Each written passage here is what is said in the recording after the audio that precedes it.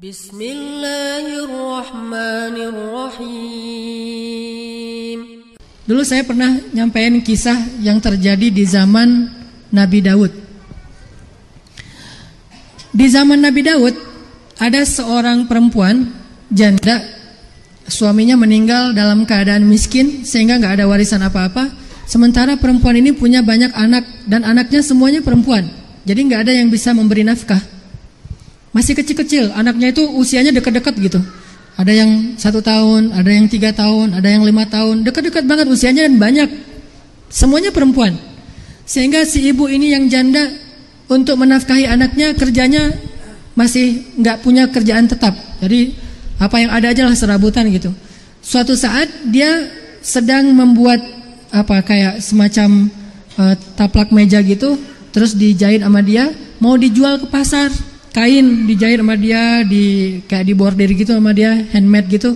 Lagi ngerjain pekerjaan itu dan mau dijual di pasar, hasilnya dipakai untuk menafkahi keluarga.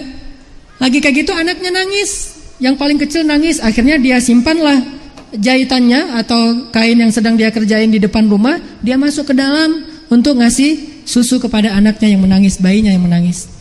Pas dia keluar setelah memberi susu kepada bayinya, dia melihat ternyata kain tadi itu dibawa terbang oleh seekor burung. Jadi ada burung datang ngambil kainnya, dibawa terbang. Sehingga dia merasa sangat kecewa kepada Tuhan. Datanglah dia kepada seorang hakim, yaitu Nabi Daud alaihissalam. Daud itu raja, hakim, dan juga seorang gladiator kan ya, Daud. Datanglah ibu ini kepada Daud. Ya Nabi Allah Daud, ada apa ya ibu, kata Nabi Daud. Kata ibu ini, Allah itu maha adil atau zalim sih sebetulnya? Benar gak sih Allah itu maha adil, kata ibu ini. Kata Nabi Daud, ya sesungguhnya Allah itu maha adil. Memang kenapa ibu bertanya demikian? Wahai Nabi Daud, kalau memang Allah maha adil, kenapa Allah tega banget memperlakukan saya kayak gini? Memang apa yang terjadi? Dia ceritain kisahnya. Itu satu-satunya pekerjaan dan harapan dia untuk menafkahi keluarga dibawa terbang oleh burung. Mana keadilan Allah kepada saya, wahai Nabi Allah Daud? Akhirnya setelah lagi curhat kayak gitu, tiba-tiba ada 10 laki-laki mengetuk pintu rumahnya Nabi Daud dan meminta izin untuk masuk. Diizinkan oleh Nabi Daud. Masuklah 10 orang laki-laki. Mereka bilang kepada Nabi Daud, ya Nabi Allah, kami ingin berinfak di jalan Allah. Berapa? Masing-masing dari kami akan berinfak 100 dinar dan sehingga totalnya 1000 dinar. Dalam rangka apa kalian ingin berinfak? Begini wahai Nabi Allah, kami sedang berlayar. Ini ternyata para pelayar gitu ya, para nelayan lagi berlayar, sedikit lagi ya. Lagi berlayar, tiba-tiba perahu mereka itu bocor seukuran kecil gitu, tapi masuk air terus-menerus, ditambah nggak bisa, terus saja masuk air dengan kejadian yang sangat aneh, badai, perahunya bocor dan mereka hampir tenggelam. Tiba-tiba ketika mereka hampir berputus asa, mereka mengatakan, ya Allah, seandainya hari ini kami selamat, maka kami akan infakkan semua hasil dari nelayan kami hari ini, memancing kami hari ini untuk di jalan Allah. Satu orang kami akan berinfak 100 dinar. Bernazar, berdoa. Lagi berdoa kayak gitu, tiba-tiba datang seekor burung membawa kain, lalu burung itu hinggap di atas lubangnya dan memasukkan kain itu ke dalam lubang, sehingga kemudian setelah selesai burung itu pergi.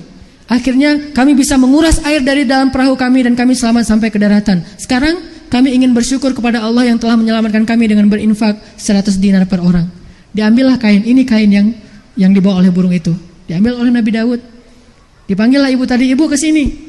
Kemudian ibu itu datang, benarkah ini kain milik ibu? Dilihat oleh ibu itu, hah, dapat dari mana ya Nabi Allah?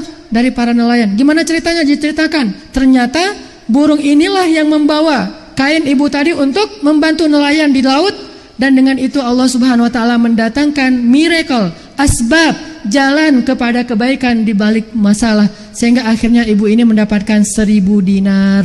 Bayangin kalau kain itu dijual di pasar, kira-kira laku berapa dinar? Paling mahal 2-3 dinar. Tetapi dengan cara Allah, kain itu berharga 1000 dinar dan kainnya balik lagi kepada ibu itu. Kalau mau dijual masih bisa dijual di pasar. Fa inna ma'al usri yusra, inna ma'al usri yusra. Dan ini kisah di dalam hadis, bukan dongeng.